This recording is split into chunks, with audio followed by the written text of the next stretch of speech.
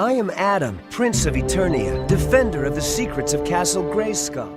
Greetings, travelers. I'm your host, the C-Dot that knows a lot, Dr. Waluigi. With the complete and utter crap fest that was the New Adventures of He-Man, the He-Man series was once again sent into hibernation, this time for 11 years. Then in 2002, the series was rebooted for a new audience, and one that was a welcome breath of fresh air. This is my look at He-Man and the Masters of the Universe 2002. I am Adam, Prince of Eternia, defender of the secrets of Castle Grayskull. The series was developed by Michael Halpern, who was one of the original team members who helped create the original series, and was animated by Mike Young Productions. The company was famous for making a few other animated series I watched as a kid, but this is the show that most people will recognize from the company. This was the version of He-Man I grew up with as a kid before I watched the original series on Teletoon Retro, rest in peace, which I'd say still holds up to this day, as it took what made the original series great with its world building and characters, but also made a few slight changes to some of the characters by giving some of them origins and backstories that weren't explored in the original. Sadly, the show was cancelled after 2 seasons and only 39 episodes due to the low sales of the toy line. Yep, another great series that would have continued with an interesting 3rd season that was taken from us because the toys weren't making Mattel any money. Gee, I wonder where I've heard that before.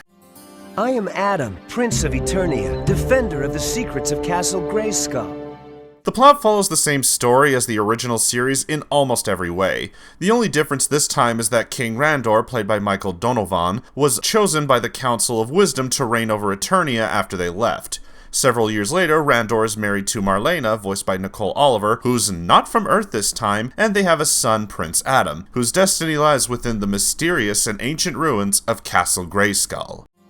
I am Adam, Prince of Eternia, defender of the secrets of Castle Grayskull.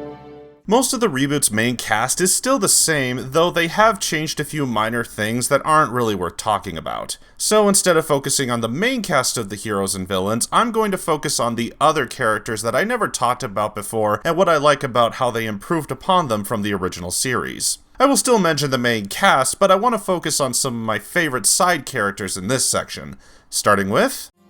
I am Adam, Prince of Eternia, defender of the secrets of Castle Grayskull. Mossman, voiced by John Payne. Mossman was my personal favorite Master of the Universe just by his design. In the original, Mossman was more of a spy character and preferred to stay away from the others as he was more of a loner, but did come on a few adventures in the show. This version of Mossman was only in a few episodes, but they did give a good reason, as he was a much more powerful character in this show than in the original. I love Mossman in this series mostly because of his design. In the original, he was just a reskin of Beastman and didn't do that much outside of the 2 episodes he appeared in. This one is much the same, but you can tell the writers gave him a much more somber and hermit-like character that can pack a punch when he needs to. I am Adam, Prince of Eternia, defender of the secrets of Castle Grayskull. Roboto, voiced by Michael Donovan. This was another interesting character that evolved from his original counterpart. In the original series, Roboto was an alien that had crashed on Eternia several thousand years ago and was repaired by Man-at-Arms. He only had 1 episode in the show as his toy was released near the end of the franchise, so he wasn't able to do much. But the reboot made him similar to characters like Data from Star Trek, who was built by Man-at-Arms to be a chess opponent for Man-E-Faces, but wanted to help more in the fight against Skeletor to the point where he rebuilt himself as a badass fighting machine. His episodes focused more on his personality, how he interacted with the Masters, and even having an episode where he doubts himself on his ability to work with the Masters after he made a mistake in battle. I feel like he was a definite improvement on the original for having a much better character and a much improved voice actor. I am Adam, Prince of Eternia, defender of the secrets of Castle Grayskull. Cyclone, voiced by John Payne. This was a character that was in the original series, but I honestly don't remember him, mostly because he came in at the very end of the show's run. In this show, however, he did stand out a little more as he was a guardian in a new part of Eternia and ended up joining the Masters when his presence was no longer required. I'd say that for the most part, he was an interesting character that grew with the show, but he did feel a bit more like a samurai character that I've seen throughout other shows. But still, he had cool powers and an interesting design. I am Adam, Prince of Eternia, defender of the secrets of Castle Grayskull. Most of the villains were still written as the dumb muscle of Skeletor's forces, but there were some characters that stuck out to me, including... I am Adam, Prince of Eternia, defender of the secrets of Castle Grayskull. Triclops, voiced by Paul Dobson. In the original series, Triclops was written as a bounty hunter that Skeletor hired and was just in the background for most of his screen time. But in this show, the writers changed him to being Skeletor's inventor and scientist who helped him create many weapons and even a character that would come back as a surprisingly interesting villain. I like that he didn't put up with Skeletor's tantrums and tried to go on his own a few times by using his inventions to defeat the Masters and almost succeeded, but he would eventually go back and work with Skeletor after he was defeated by the Masters. I am Adam, Prince of Eternia, defender of the secrets of Castle Grayskull. Oedipus, aka Stinkor, voiced by Brian Drummond. This is a character that didn't appear in the show but is infamous as he is considered the worst toy of the franchise.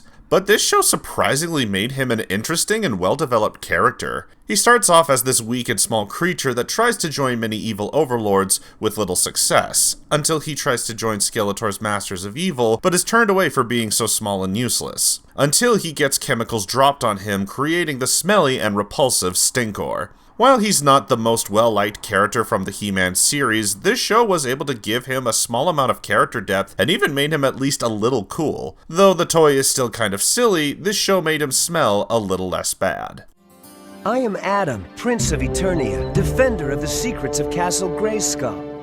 Tuvar and Badra, aka Too Bad, voiced by Brian Drummond and Mark Gibbon. The original series didn't really give them a character as they were just used as another musclehead. In the reboot, they made them two separate characters called Tuvar and Badra, who are rival bounty hunters that never get along. After they failed in killing He-Man, Skeletor decides to punish them by fusing them together, creating Too Bad. They are still muscle that Skeletor hires to take down He-Man, but their banter is just so much fun to watch that I can't help but laugh at their stupidity and just enjoy them as these great tacticians that could have gotten He-Man if they had just worked together. I am Adam, Prince of Eternia, defender of the secrets of Castle Grayskull.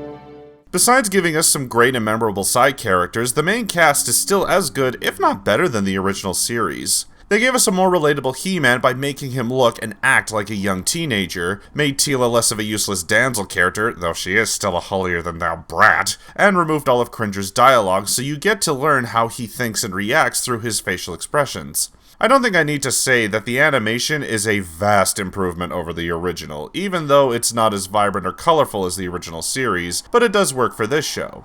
The only other positive I can think of is that this show has even better world building than the original by creating new locations and giving different bonds between the other Masters, like with Stratos, voiced by Scott McNeil, and Buzz-Off, voiced by Brian Dobson.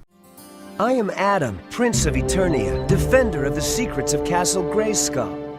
If I had to mention any negatives, it would be with some of the introductions to the other villains. In this series, Season 2 introduced a new threat to Eternia, which were the Snake People, led by King Hiss, voiced by Brian Dobson. They weren't bad villains, and it was cool to see these characters, which only a few were added to the She-Ra series, but they ended up being less memorable and had the same issue as most of the Masters of Evil, either dumb muscleheads or silly humanoid versions of snakes like cobras or rattlesnakes. On top of that, we finally were going to get a chance to see them do a complete crossover with the She-Ra series by having us look at moments in Eternia's past with the Horde invading and showing off all of the Horde forces, including Hordak, Mantenna, Grizzlor, and Leech. There has even been some amazing fan art of the other She-Ra characters that I feel would have fit into this show perfectly, but sadly it never came to pass because of the toy sales dropping and thus canceling one of the best versions of He-Man.